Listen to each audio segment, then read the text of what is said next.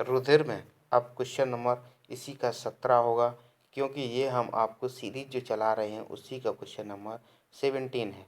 ठीक है, जो एनटीपीसी के लिए ज़रूरी है, पुलिस के लिए ज़रूरी है, एसएससी के लिए ज़रूरी है, जितने सारे एग्ज़ाम इंट्रेंस होते हैं जॉब पर्पज़ से लिए, उनके लिए सभी के लिए ये ज़रूरी है।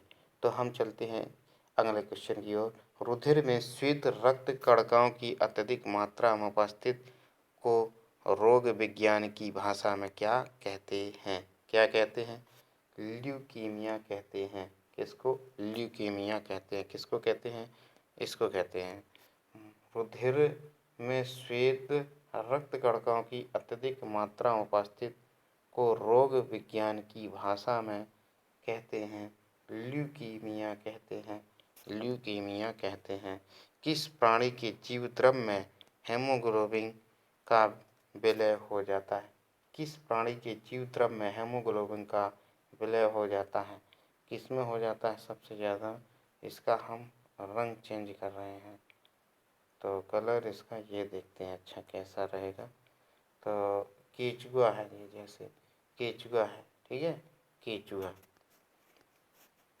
क्वेश्चन नंबर अगला, रुधिर के प्लाज्मा में निम्नलिखित में से किसके द्वारा एंटीबॉडी निर्मित होती है? किसके द्वारा एंटीबॉडी निर्मित होती है? लिम्फोसाइट के द्वारा। लिम्फोसाइट के द्वारा। बी इसका option is the correct answer. रुधिर की प्लाज्मा में निम्नलिखित में से किसके द्वारा एंटीबॉडी निर्मित होती है? लिम्फोसाइट के द्वारा होती है। ठीक है,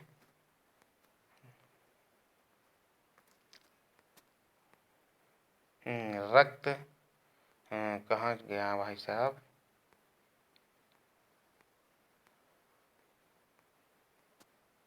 हमारे शरीर में, ठीक है, हमारे शरीर में रक्त का दाब होता है। कैसा होता है? हमारे शरीर में रक्त का दाब होता है। किस प्रकार का होता है हमारे शरीर में रक्त का दाब? वायुमंडलीय दाब से अधिक होता है। कैसा होता है? वायुमंडलीय दाब से अधिक होता है। इस ऑप्शन बी सही होगा।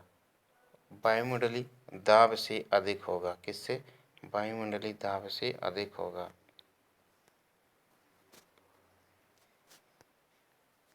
हेपेरिन जो परिसंचरण तंत्र में रक्त के थक्के के जमाव को रोकता है का निर्माण किसके द्वारा होता है? किसके द्वारा होता है? वैसोफिल्स के द्वारा। किसके द्वारा? वैसोफिल्स के द्वारा होता है। ऑप्शन ए का सी आंसर करेक्ट होगा। क्या? सी। ठीक है, सी is the correct answer.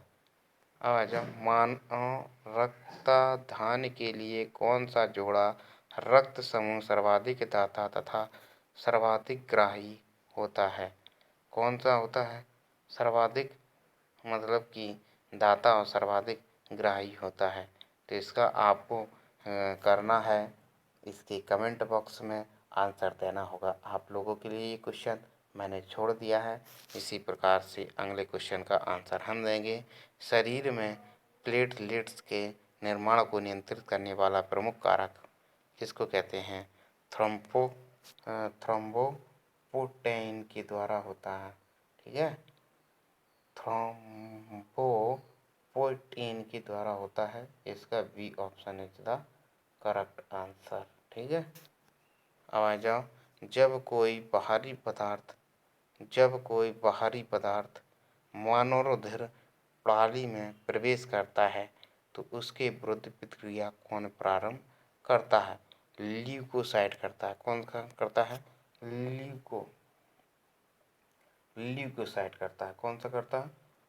Leucocyte करता है। बी इसका करेक्ट आंसर हो गया। मानव शरीर में रक्त की अपर्याप्त आपूर्ति को कहते हैं, क्या कहते हैं? मानव शरीर में रक्त की अपर्याप्त आपूर्ति को कहते हैं इस्कीमिया कहते हैं। क्या कहते हैं? इस्कीमिया कहते हैं। मानव रक्त में कार्बन डाइऑक्साइड परिवहनित होती है। किसके द्वारा होती है? परिवहनित होती है। किसके द्वारा होती है?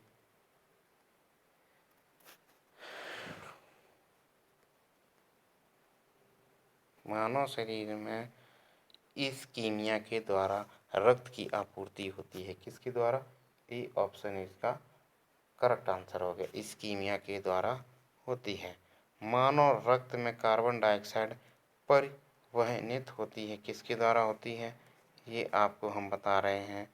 ये हेमोग्लोबिन के कारण होती है, हेमोग्लोबिन के कारण होती है, प्लाज्मा के कारण होती है, सोडियम बाइकार्बोनेट के रूप में होती है और हेमोग्लोबिन के कारण होती है। ये जिसका ऑप्शन दिया है, तो ये सभी होते हैं कार्बन डाइऑक्साइड के। तो क्वेश्चन यहीं फिर विराम करते हैं हम।